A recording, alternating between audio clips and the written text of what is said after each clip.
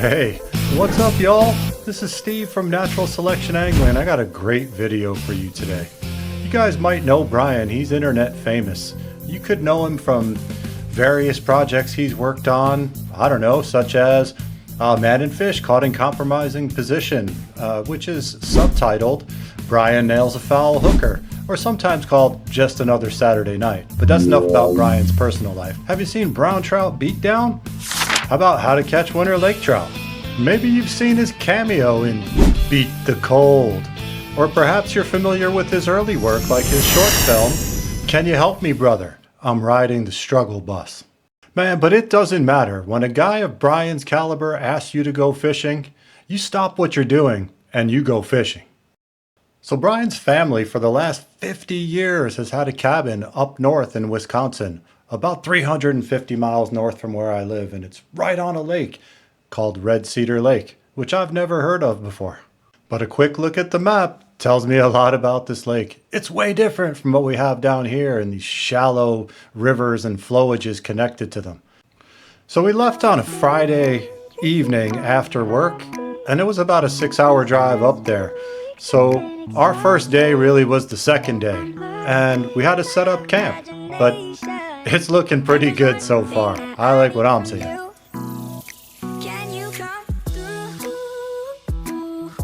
You know, sometimes when people say, let's go to my camp, you know, that's pretty ambiguous. You never know what you're gonna get.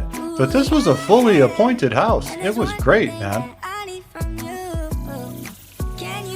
So we got some tasking to take care of before we can actually go out and fish. So we're gonna open up the garage, get the boat out, and just get ourselves started.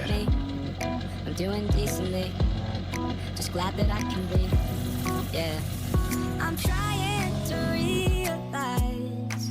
And like I said, these guys have been going up there for 50 years. So it's really cool to kind of see the stuff they've accumulated over the years, right? And you can see the evolution of equipment. Yeah, I think and the latest thing they got was this brand new tracker boat. It's a 16-foot V guide series. It's a decent boat. It's not all decked out like we're used to. It's got the basics, and we're just going to do some primitive fishing. And, you know, we're going to rely on our knowledge and experience rather than electronics to get the job done. And you can see how these guys did with the map. So we dropped the boat in and Brian drove it over to the dock. I brought the truck back and met him down at the dock. Man, it's looking pretty fishy, eh?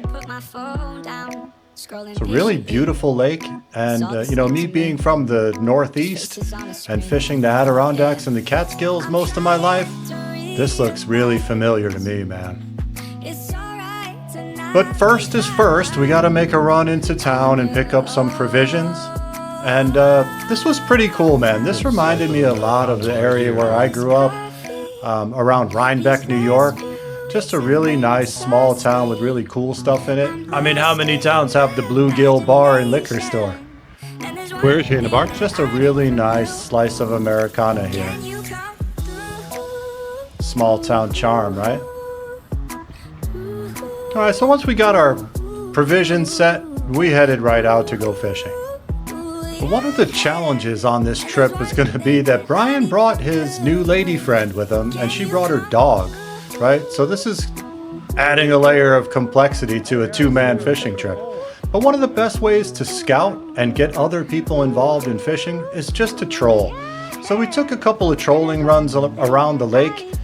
And while we were getting other people involved with some fish catching, I used this time to really study the graph and the map, so I knew what to do later.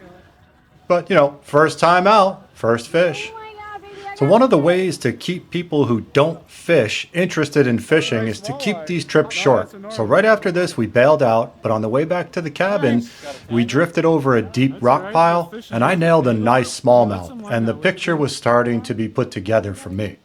You know, studying the map, the cabin's right around here, but as I look at this body of water, it looks very familiar to me because I've fished this type of water my whole life. It's got a deep lake basin, it's got offshore islands and submerged structure all throughout it. This looks very fishy to me.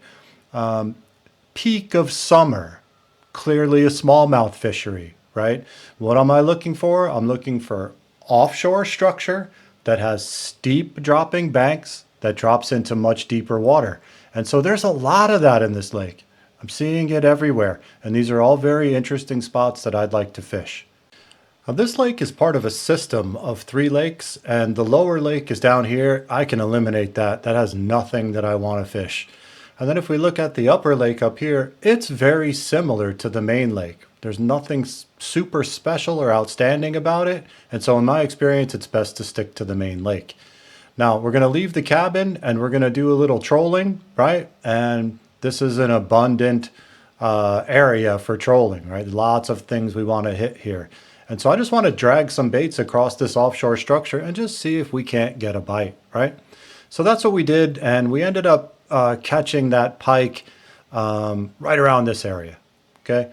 So that was it for the trolling run. And then I was talking to Brian about, what we want to do the next day. And he just told me flat out, I've never fished for smallmouth here, which to me is crazy because it's clearly a smallmouth fishery. But I didn't want to waste peak morning hours looking for places to fish and trying to find fish. So we fished right here where Brian's familiar with. There's a point and a little back bay right here. So it looks fishy for largemouth. So this is where we started on the 3rd day. And we fished that little point and not a single thing would rise to topwater. I was fishing an Excalibur spitting image, which is a money bait for topwater. And they wouldn't look at it. They didn't touch it. Nothing was blowing up. So we just fished those weeds and I got 8 largemouth bass out of there.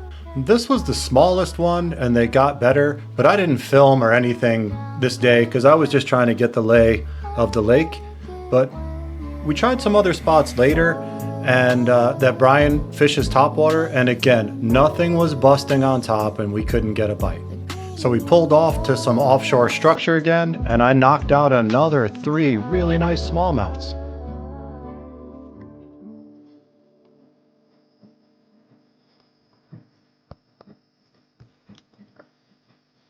Try to get some video today. Really getting them good. Took me a day to figure this lake out, but now we're really starting to pound on them. Just waiting for my partner to get to the boat. We're gonna be out. So we headed out to fish my way today. We're gonna just try one day my way and see what happens, right? You can tell the weather has changed. It's dead flat, dead calm. Bluebird skies, 80 plus degrees. Not exactly what I would ask for or wish for smallmouth fishing. But I got a good pattern dialed in. We're just staying deeper. We're fishing steep banks that drop from 0 to about 25 to 30 feet real quick. And I'm fishing those edges with a drop shot, and I don't even move the worm until I feel a rocky bottom. So I'll be casting out this drop shot and kind of pulling it back to the boat, and when I feel what I want to feel, I'll then start to move the worm and start to fish the spot. And this was just a deadly effective pattern. Almost every single fish came between 13 and 15 feet of water off of a steep break that breaks down into 30 feet of water.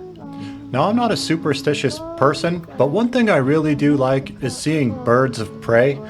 And when they fly right over me, I always view that as a good sign. An eagle right there. Flew right in front of us. Juvenile eagle right there, man. See that? You see that? Now, while I'm busy fishing and watching what's going on around us, Brian's still fussing around tying stuff up on the back of the boat. I don't think he's gotten a bait wet yet. Muskrat or something.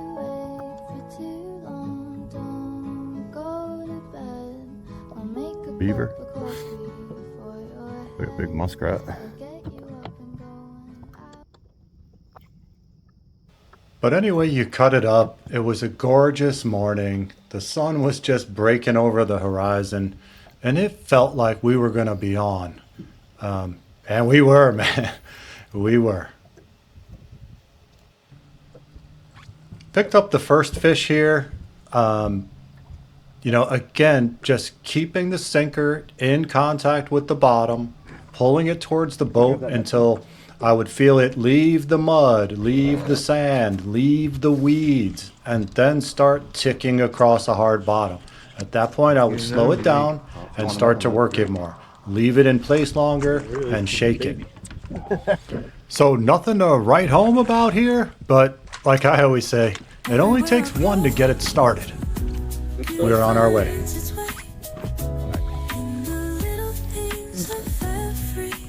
But definitely due to the change in weather, the fishing was harder today than it was the day before.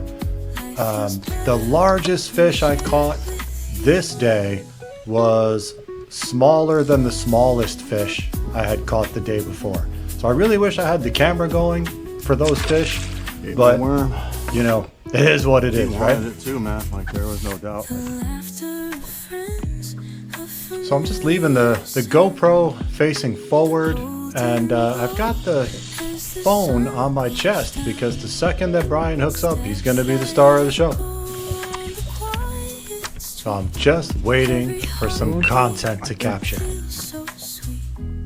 got some beats too, I think. I don't know what this soft bite is small. But again, bait was in 11 feet of water.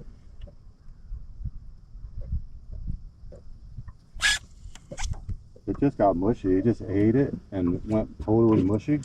Oh, there you go. There you go. There you come. Come to the top. Look at the shell. Wanted to jump. Oh, there's a good one, dude. There's a good one.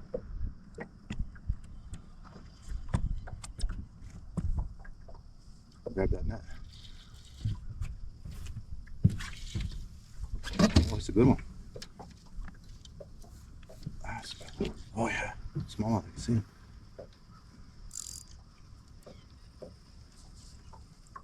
Dude, bulldogging. I can keep those largemouth all day for all I care. Here we go. Football. Oh! Right on. Thanks, brother. Now it's noteworthy to mention here as well that off the back of the boat, Brian has had a crawler on a jig head just ticking off the bottom all morning, and it's going to stay down all day long, and it's never, ever going to get bit, which to me is just insane.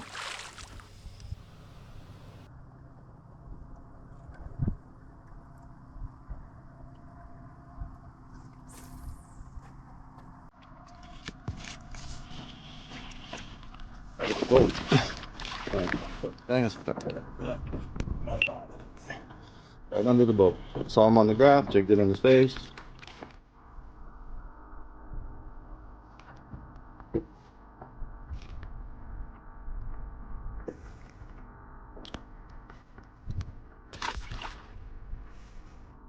Last fish of the trip. So it's becoming pretty clear to me at this point that although it's a gorgeous day, it's really nice out, the conditions are deteriorating really rapidly. This is one of the most difficult conditions under which to catch fish. And I suspect at this point, the bigger fish that we had been catching the last couple days have dropped off of this edge, and they're probably hanging down in the 20-foot to 25-foot area with that overhead sun. But there's just so many fish here, and Brian's not connecting, that I'm just reticent to leave the area. I'd like to see him catch some fish, so I'm just staying on these fish longer than I would normally. I would normally have backed off on depth here and sacrificed any numbers for a single big fish, because that's just what I like to do. Man, that little worm is killing him. You're at 4.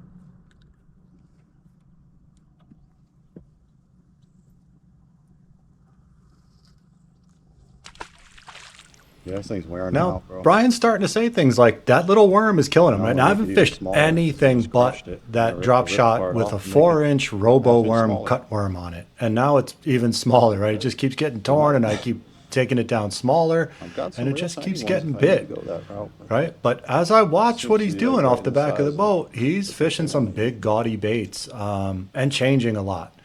I thought at this point, tearing the fire I out of don't that like thing. to tell people what to do, right? He's not a client that's paid for the day, and I'm going to tell him, put this on and put it right here.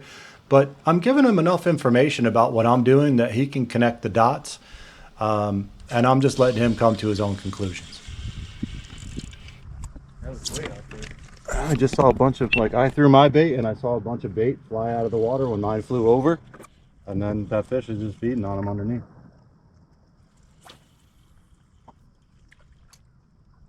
That's a good one. Oh, no. Just feisty. Small and feisty.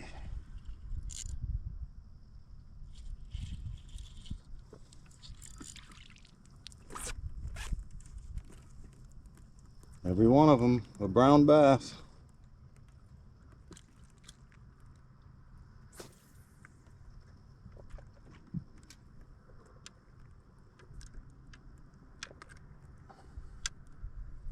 That's 5.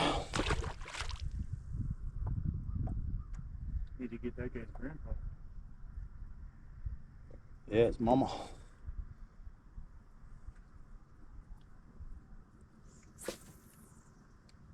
My worm's down to 2.5 inches. Not much left.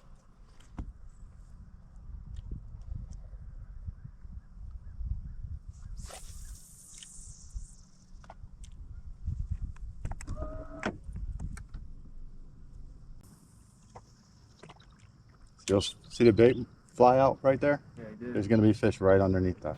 Just continuing to report on what I see and giving the clues, right?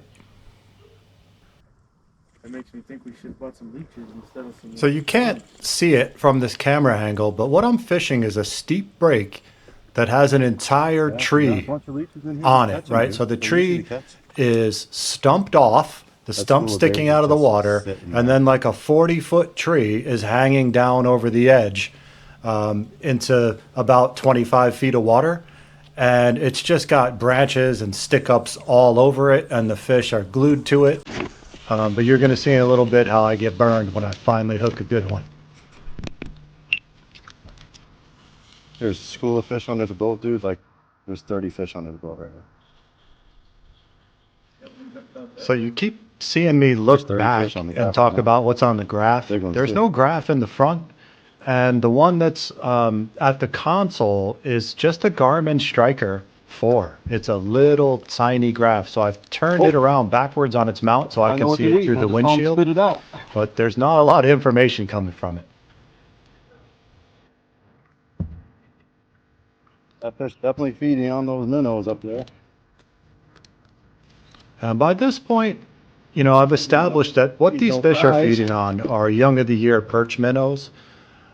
So that's what the forage is. And in experience, in lakes like this that are not very fertile, where the main forage base is perch, there's not going to be the numbers and size of fish that you're going to see in a lake that has pelagic bait fish like alewives in it. There he is. Now we got one. That's a fish, dude. That's a fish. That's a fish. That's a real one right there, brother. Got you. Oh, you wrapped me. You wrapped me, you mother. Yeah. All right, well, get yours back. Mine just got wrapped. And just like that, my best fish of the day is gone like a fart in the wind. Yeah. Nothing to write home about there, eh? Volunteer string stretcher, though. Yeah, I'm only fishing 6-pound test here, which I think is about as heavy as I would go for this technique. Just as a point of order, Brian's fishing 12-pound test, and I really think that's stopping a lot of bites for him. 8 fish, and 2 of them were pretty nice.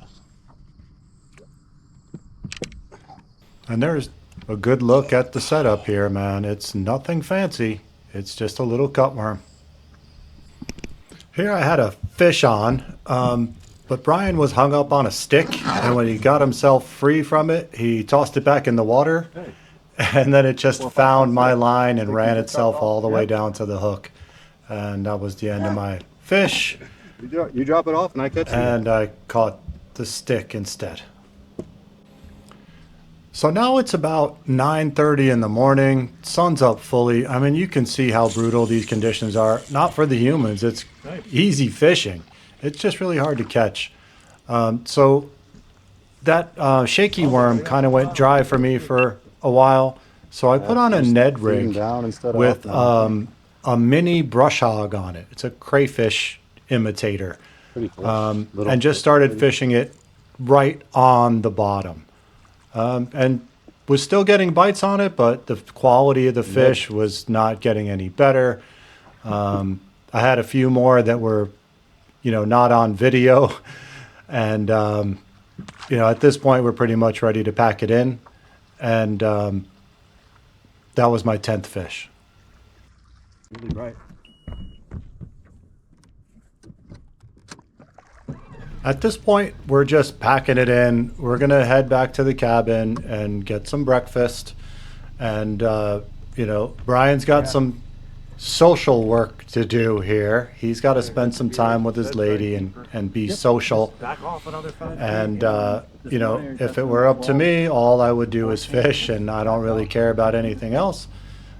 But it's not, this isn't my trip. I'm a guest. So I'm headed back with Brian. He's going to do some important things like spend some time with his lady and do some drinking. And that's going to be great. But just to put a button on this trip, obviously I was stroking him out pretty good, and Brian was having a tougher time. And along the way, I was explaining a lot about why that was. It was the choice of bait, it was the equipment, some technique. But I'll just break it down for you like really simple. And people ask me this all the time. Steve, we're on the same boat. We're fishing the same way. We're fishing the same bait in the same place. And you're getting me 2 to 1, 5 to 1, 10 to 1. Well, why is that? And the answer is really simple. It's because I have a lifetime of experience doing this. And my bait stays in the strike zone a lot more than yours does. I feel what's going on a lot better than you do. I fish only high percentage baits in high percentage spots, and I'm looking for that little tiny spot on the spot that holds most of the fish. So that's all it really comes down to. It's old age and treachery that wins in the end, right? It's the experience. So this was a really great trip for me. I haven't been smallmouth fishing at all since I've lived in Illinois, and it's been years. So it was very refreshing to just go out and chase something that I like to catch. Big thank you to Brian for inviting me on this trip. I really enjoyed it. I had the best of times with the best of friends, and it was a really nice experience. So I hope that you guys got something out of this too, and maybe next time that you go out and fish an unfamiliar place, you'll be able to kind of use some of these tactics to narrow down the areas that you want to fish and put yourself in the high percentage spots too. I'm trying to realize it's alright to not be fine on your own. So we got the cabin packed up and we got everything put away. I took the truck down to the launch and we wrapped up the trip.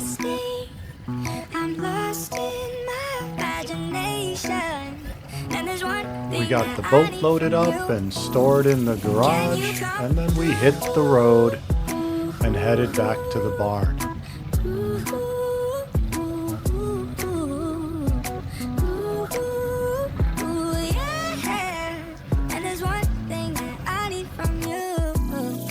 Alright, so this was a great trip, but now I'm back to the comforts of my own home, and I'm going to cut up this video with the assistance of my little man right here. He's going to help. Hey guy, you going to help? You're a helper.